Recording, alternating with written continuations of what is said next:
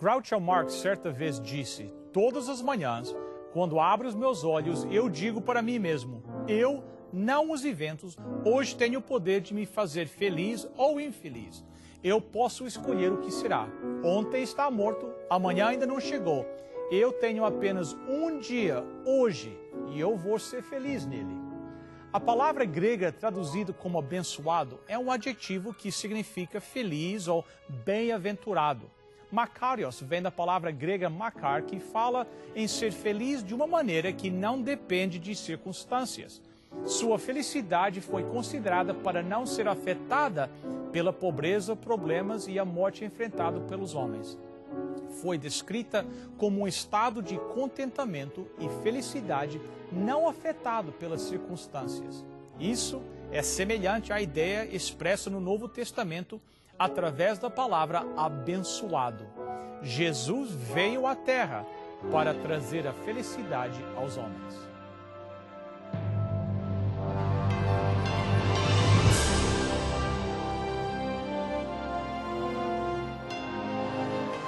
Venceu a prova do tempo. O livro de Deus, a Bíblia.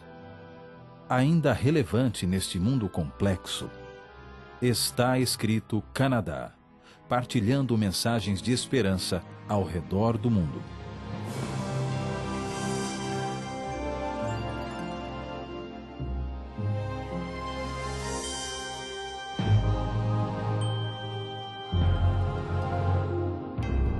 A chave para viver a felicidade descrita nas bem-aventuranças segue um novo padrão de vida. Esse padrão é estabelecido no Sermão da Montanha.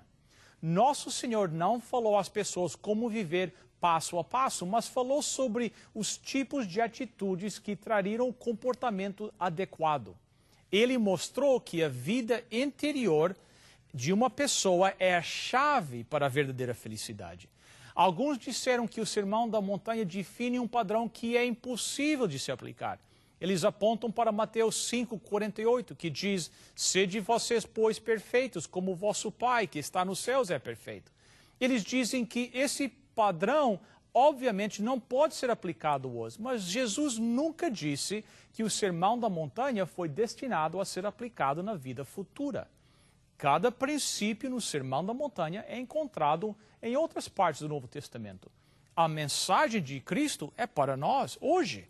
Ele espera que você e eu apliquemos este padrão na nossa vida agora. Somente esse tipo de obediência vai resultar em verdadeira felicidade. Bem, hoje nós estamos embarcando numa nova jornada pelas 9 bem-aventuranças. E nós temos 2 convidados especiais para começar este programa e esta série. Temos o pastor Douglas Pereira e o pastor Paulo Macena. Bem-vindos os dois. Pastor Douglas, você vai estar aqui presente em cada programa nosso desta série. Então, quem sabe, para o benefício daqueles que estão nos assistindo, você pode dar um resumo, uma biografia sua. Muito bem.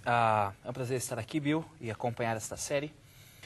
Eu nasci no Brasil, na cidade de São Paulo, me formei em teologia e desde janeiro de 2007, 3 de janeiro de 2007, estou vivendo aqui no Canadá, tendo a alegria de trabalhar com você e o privilégio de estar nesse ministério está escrito.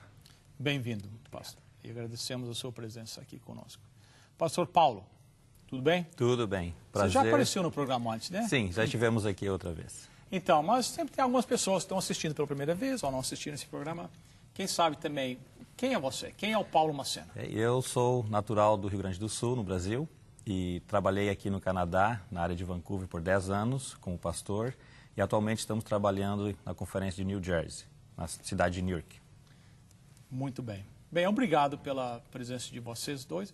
Eu acho que esta série vai ser muito boa e vai nos ajudar bastante. Mas quem sabe, pastor Douglas, se dá uma pequena introdução para nós, que tem alguns elementos aqui interessantes, e depois vamos entrar logo na primeira bem-aventurança. Mas quem sabe criar um contexto um pouquinho para nós aqui, né? Bem, nós precisamos lembrar que os judeus, na época que essas bem-aventuranças foram proferidas, eles viviam sob o jugo romano. Eles eram como escravos do Império Romano. E eles acreditavam que haveria o Messias, O Messias que os libertaria do jugo romano e estabeleceria agora o reino judeu para a liberdade deles e a prosperidade de Israel. Então, nesse jugo, eles tinham uma esperança. De repente, aparece um homem galileu. E o Mateus capítulo 4, verso ali 17, diz o seguinte: desde então, começou Jesus a pregar e a dizer: arrependei-vos, porque é chegado o reino dos céus. Então agora aparece um homem galileu pregando a mensagem do reino dos céus. E todos agora começam a voltar a sua atenção. Opa, será que é o Messias? Será que é o Messias? E o verso 23 dizia o seguinte: e percorria Jesus toda a Galileia, ensinando nas suas sinagogas e pregando o evangelho do reino e curando todas as enfermidades e moléstias entre o povo.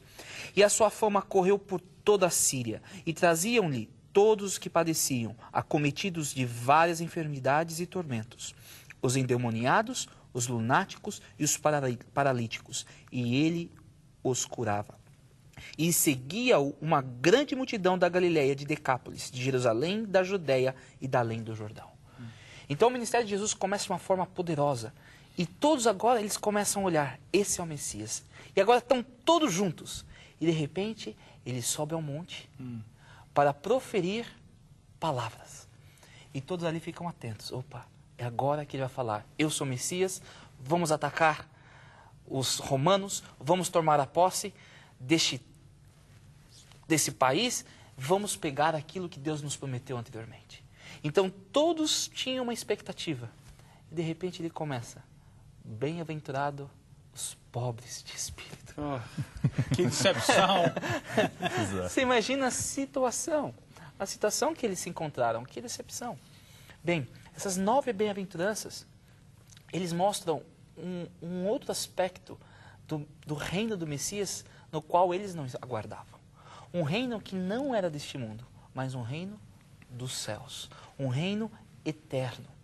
Que eu e você precisamos vivenciar essas 9 bem-aventuranças para um dia estarmos lá nos céus. Nós precisamos tomar cuidado para não encarar de forma errônea essas 9 bem-aventuranças, como alguns têm feito.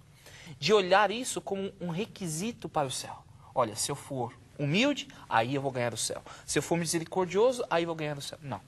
Não é isso que Cristo está falando aqui. Eu gosto de imaginar a ideia de uma fotografia. Deus, ele tirou uma fotografia do cidadão do reino dos céus. E agora ele começa a descrever quem está nessa fotografia. Quem é esse cidadão do reino dos céus? E ele fala: o cidadão que já foi salvo, que já aceitou a minha graça, é aquele que é humilde, é aquele que chora, aquele que é manso. Então isso aqui é uma descrição do cidadão do reino.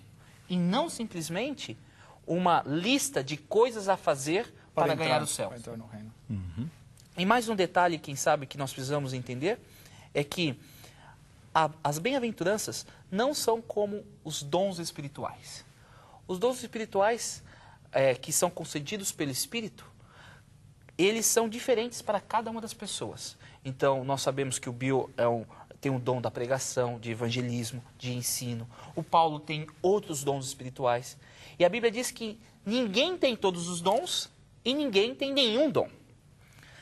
Aqui, não é como o dom espiritual que fala o seguinte: olha, eu vou ser aquele que é humilde. Aí o outro fala: não, eu quero que seja misericordioso.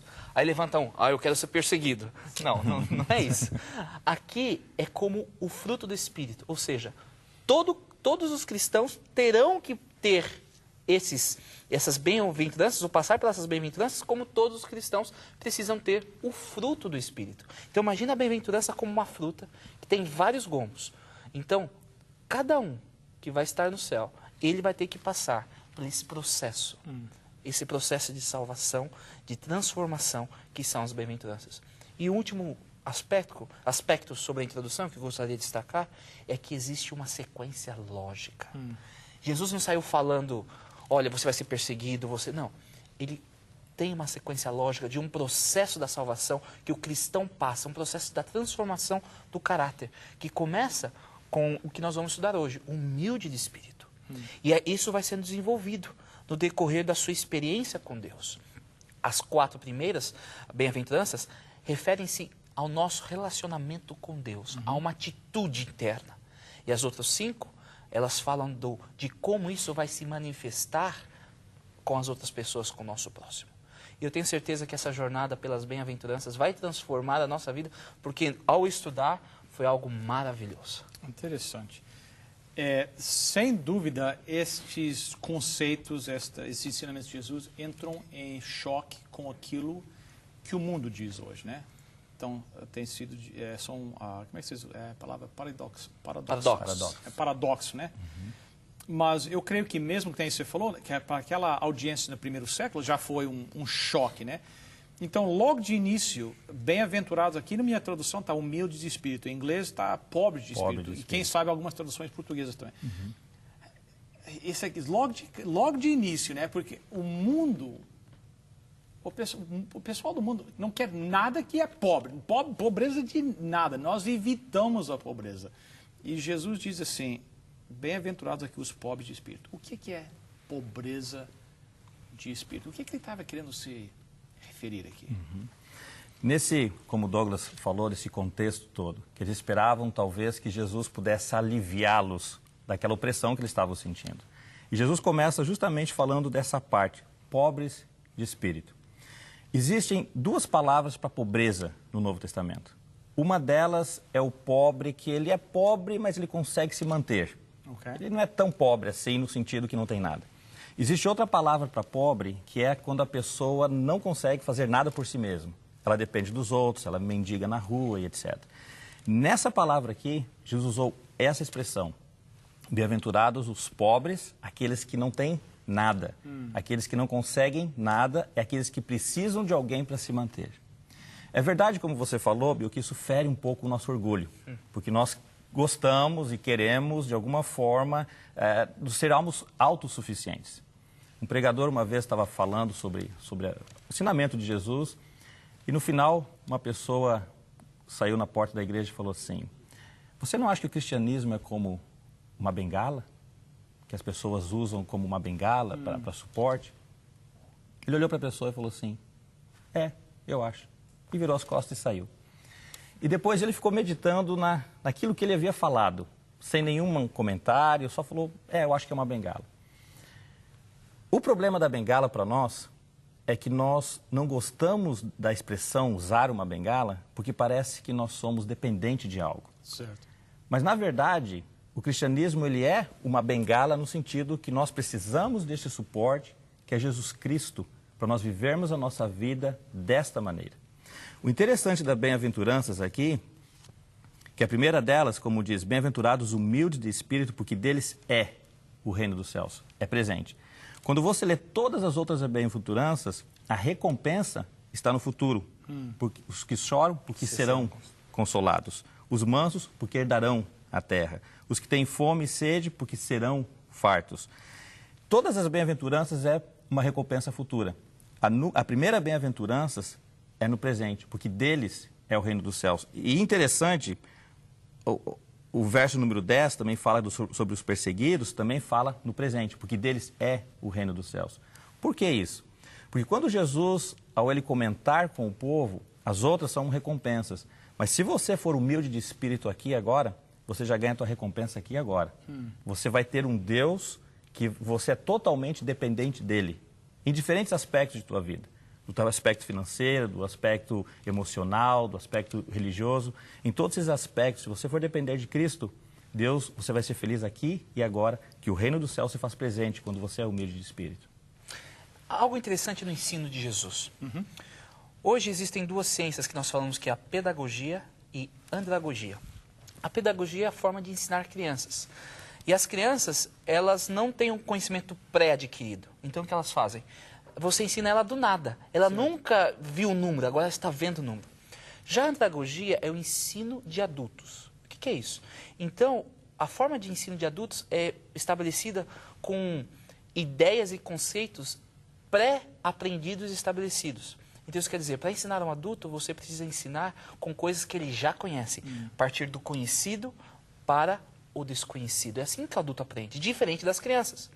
E Jesus, ele é um mestre no ensino, e a gente vê o que os educadores estão encontrando hoje, como as coisas mais modernas, já há tanto tempo atrás. Ele pega algo que era conhecido a todos: pobre.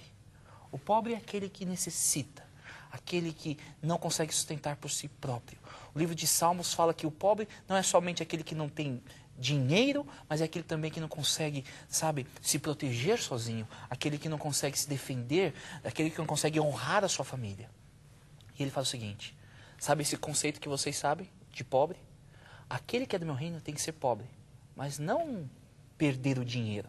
E alguns até entenderam isso mal, porque algumas interpretações errôneas desse texto fizeram hoje pessoas agirem de maneira errada. Igual algumas pessoas dizem o seguinte: olha, eu vou dar tudo, não vou ter nada, eu vou ver num lugar separado, porque eu quero alcançar o céu. Porque eles compreenderam mal esse texto. Teve um imperador no 3º século que ele falou o seguinte: ele estava lendo a Bíblia e falou assim: então os cristãos precisam ser pobres? Então ele pegou, arrancou tudo Tirar de todo todo o dinheiro mundo. deles, né? Não é isso que Jesus está falando. Ele falou assim: pobre de espírito. Isso é o seguinte: você não pode depender e não pode pensar que através das suas atitudes, através das suas coisas, através daquilo que você faz ou deixa de fazer, você vai ter algum mérito comigo. Então você pode ser pobre de espírito com ou sem dinheiro. É o foco. Então quais são as manifestações externas da pobreza de espírito? Eu gostaria de ler um texto aqui na Bíblia, em Deuteronômio, que vai nos ajudar nesses dois aspectos que eu acho que o texto fala quando ele fala sobre pobreza. O aspecto, primeiro, material, e também tem um aspecto espiritual que o texto está falando. Então, Deuteronômio, no capítulo 8, e se nós lermos aí do versículo 11 em diante, Deus aqui ele está falando que o povo de Israel ele ia ter sucesso na terra que eles estariam entrando, que Deus faria com que eles prosperassem, enfim.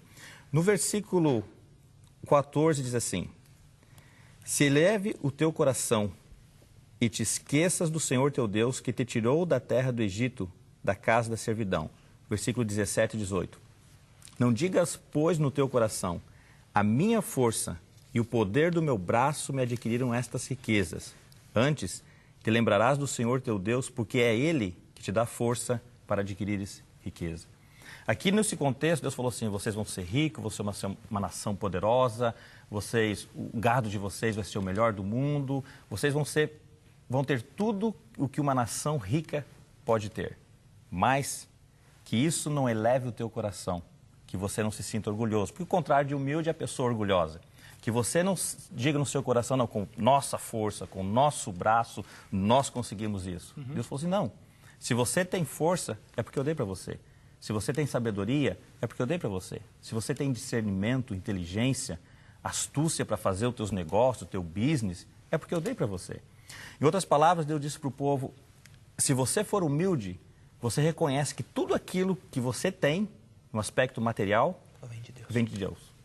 Mais tarde, Davi, quando ele começa a juntar o ouro para fazer o templo que Deus falou para ele: você não vai construir, mas o teu filho vai. E Davi fez o tema de casa, ele preparou a riqueza para que o templo pudesse ser construído. E nesse contexto, Davi, então, ele faz um apelo para as pessoas, dizendo: olha, eu estou arrecadando dinheiro para construir o templo. E ele toca no coração das pessoas, as pessoas vêm e dão dinheiro para a construção do templo. E ele, então, agradecido por aquilo, ele faz uma oração a Deus, ele diz: se nós estamos dando isso a ti, Senhor, é porque tu já tinha nos dado. Então, mesmo para a construção do templo, que era algo, ele podia: não, ó Senhor, veja o que nós estamos entregando, quantas ofertas que nós estamos dando, financeiramente falando. Mas isso vem de ti. Ou seja, tudo aquilo que nós temos em nossa vida vem a Deus no aspecto material. Quando falamos do aspecto espiritual, se nós formos no livro de João, no capítulo 15,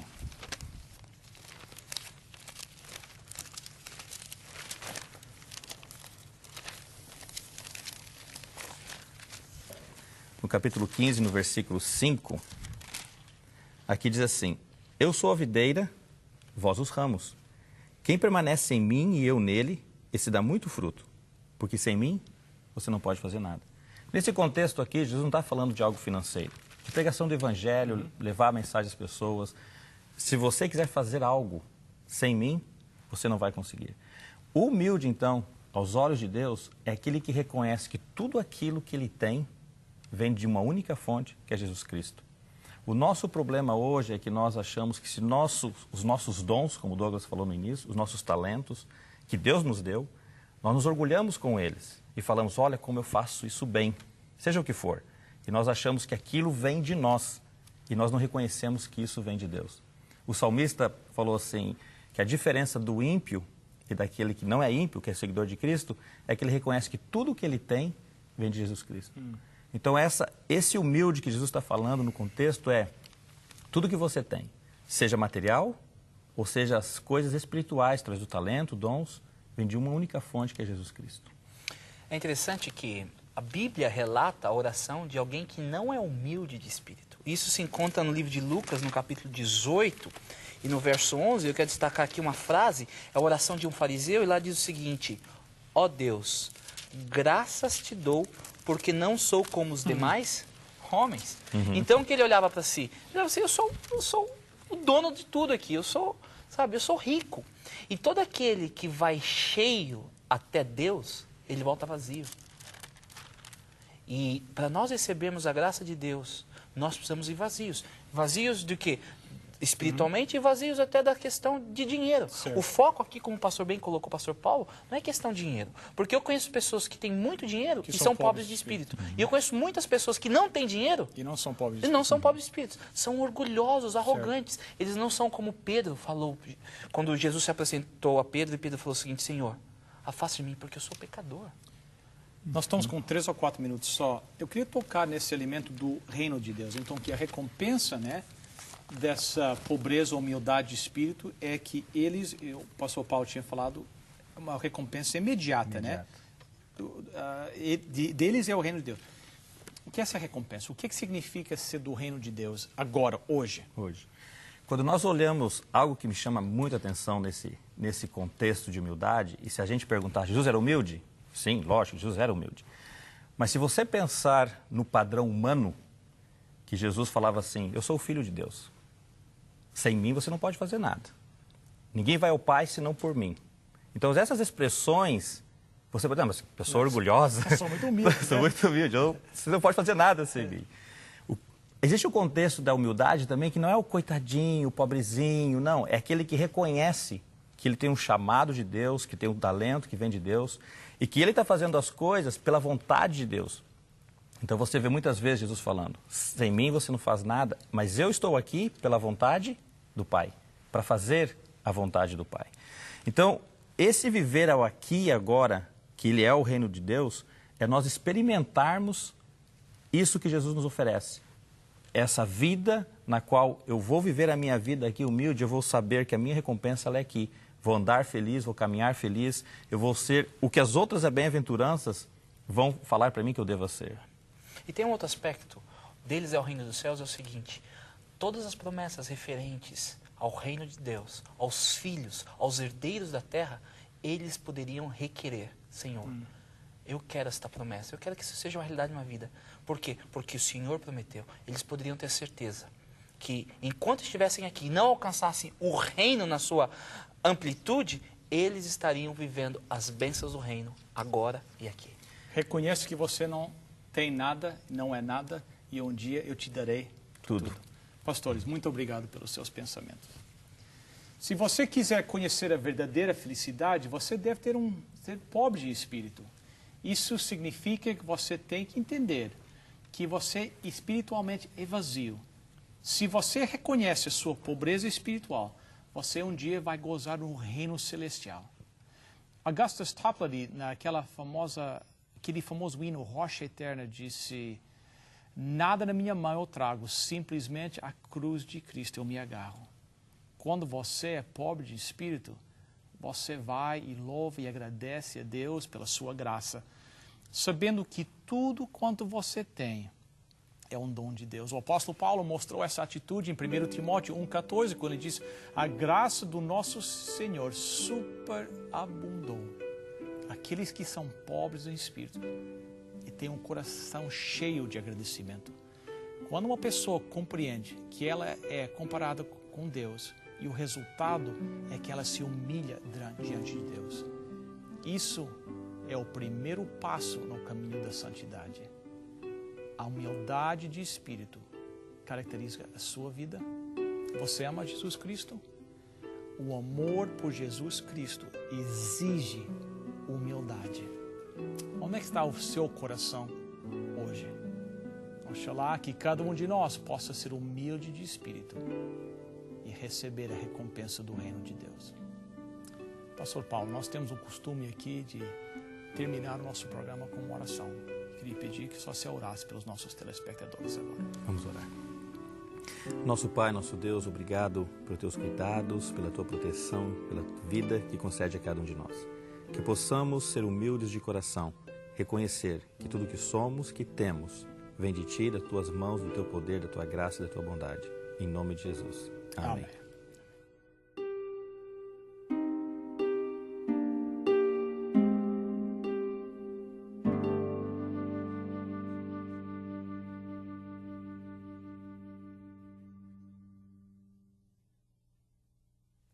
Hoje nós tomamos o primeiro passo nessa jornada pelas bem-aventuranças.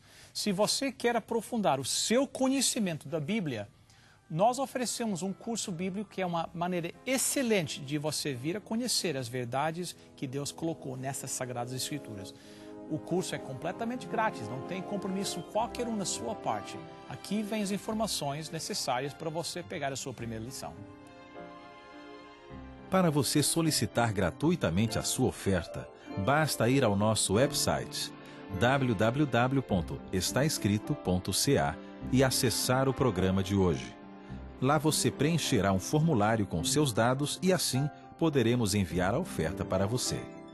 Você receberá em sua casa gratuitamente a oferta solicitada sem qualquer compromisso com o programa Está Escrito. Escreva para nós. Está Escrito Box 2010, Oshawa, Ontário. L1H7V4. Agradecemos as suas cartas, os pedidos de oração que nos enviam e também o seu apoio financeiro. Escreva ainda hoje. Está Escrito Box 2010, Oshawa, Ontário. L1H7V4. Pastores, muito obrigado pela sua presença e as suas observações, os comentários. Obrigado a você. E os nossos queridos telespectadores, muito obrigado por estarem aqui conosco também. Visite o nosso website, estaescrito.ca. Lá você vai encontrar muitas coisas interessantes. Você pode mandar um pedido de oração. Toda manhã a equipe do Está Escrito se reúne e ora sobre os pedidos que chegam até o nosso escritório. Você pode mandar comentários sobre o programa e também, se for movido pelo Espírito Santo, você pode encaminhar uma pequena doação para que o nosso programa possa continuar no ar. Até a próxima semana, se Deus quiser. Lembre-se, está escrito: nem só de pão viverá o homem, mas de toda a palavra que procede da boca de Deus.